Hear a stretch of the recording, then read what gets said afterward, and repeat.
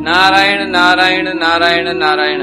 श्रीमद् भागवत चतुर्थः स्कंधः अथाष्टादशोऽध्यायः 18वां अध्याय।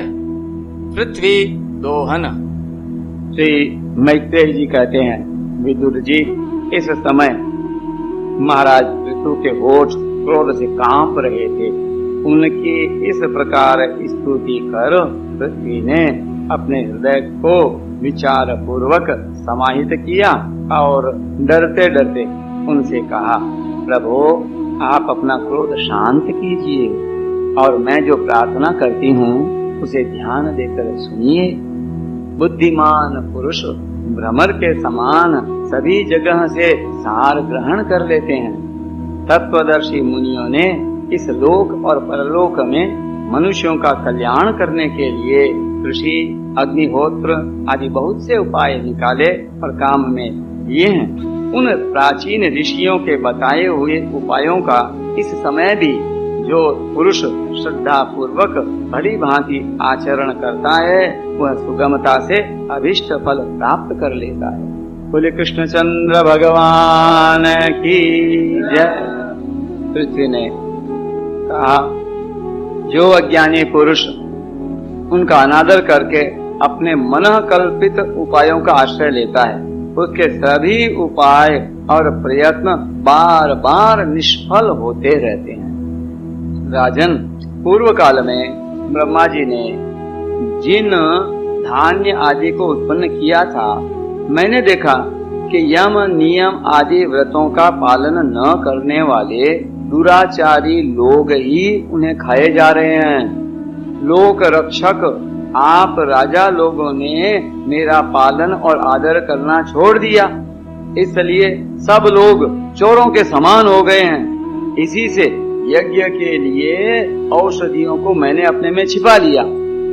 अब अधिक समय हो जाने से अवश्य ही वे धान्य मेरे उदर में जीर्ण हो गए हैं। आप उन्हें पूर्व के आचार्यों के बतलाए हुए उपाय से निकाल लीजिए।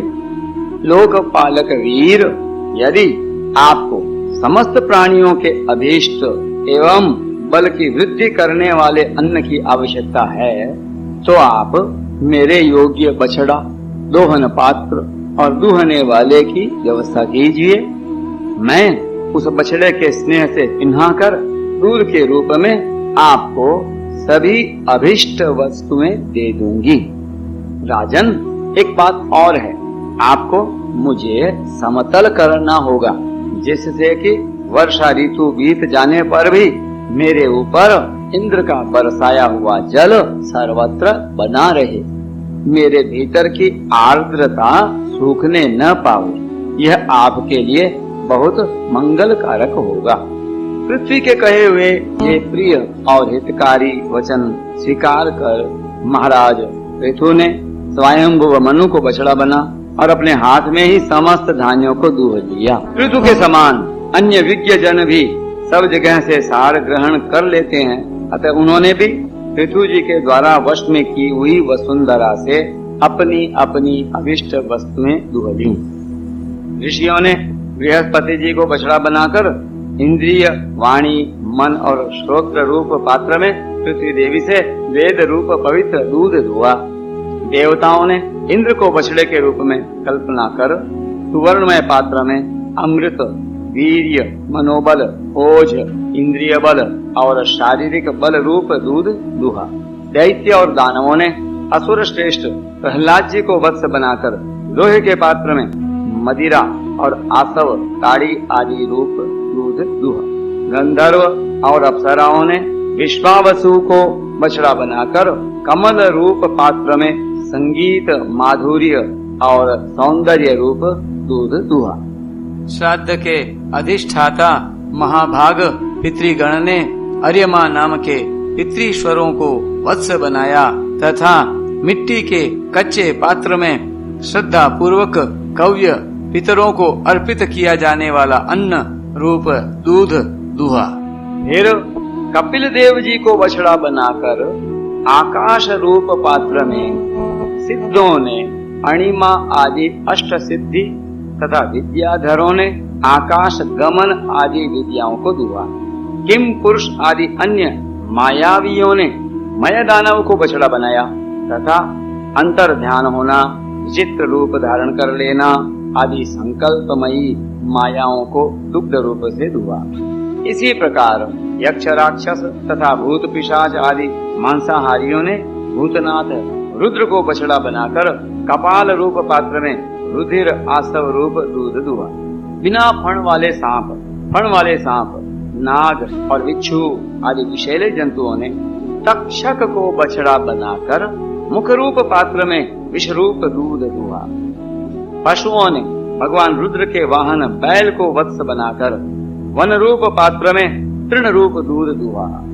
बड़ी बड़ी दाढ़ों वाले मांस भक्षी जीवों ने सिंह रूप बछड़े के द्वारा अपने शरीर रूप पात्र में कच्चा मांस रूप दूध दुआ तथा गरुड़ जी को वत्स बनाकर पक्षियों ने कीट पतंग आदि चर और फल आदि अचर पदार्थों को दुग्ध रूप से दुआ।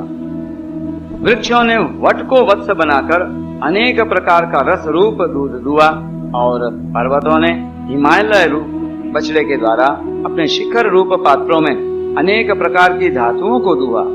पृथ्वी तो सभी अभिष्ट वस्तुओं को देने वाली है और इस समय वह पृथ्वी जी के अधीन थी, अतः उससे सभी ने अपनी अपनी जाति के मुखिया को बछड़ा बनाकर अलग अलग पात्रों में भिन्न भिन्न प्रकार के पदार्थों को दूध के रूप में दुह लिया। पुरुष श्रेष्ठ विदुर जी, इस प्रकार पृथु आदि सभी अन्न भोजियों ने भिन्न भिन्न दोहन पात्र और वत्सों के द्वारा अपने अपने विभिन्न अन्न रूप दूध पृथ्वी से दुहे। इससे महाराज पृथु ऐसे प्रसन्न हुए कि सर्व काम दुहा पृथ्वी के प्रति उनका पुत्री के समान स्नेह हो गया और उसे उन्होंने अपनी कन्या के रूप में स्वीकार कर लिया। फिर राजाधिराज पृथु ने अपने धनुष की नोक से पर्वतों को फोड़कर इस सारे भूमंडल को प्रायः समतल कर दिया। वे पिता के समान अपनी प्रजा के पालन पोषण की व्यवस्था में लगे हुए थे। उन्होंने इस समतल भूमि में प्रजा वर्ग के लिए जहाँ तहाँ यथायोग्य निवास स्थानों का विभाग किया।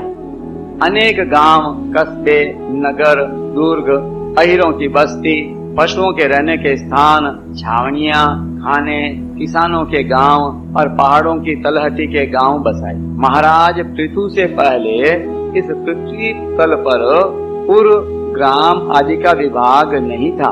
सब लोग अपने अपने सुविधा के अनुसार बेखटके जहाँ तहाँ बस जाते थे। नारायण नारायण नारायण नारायण।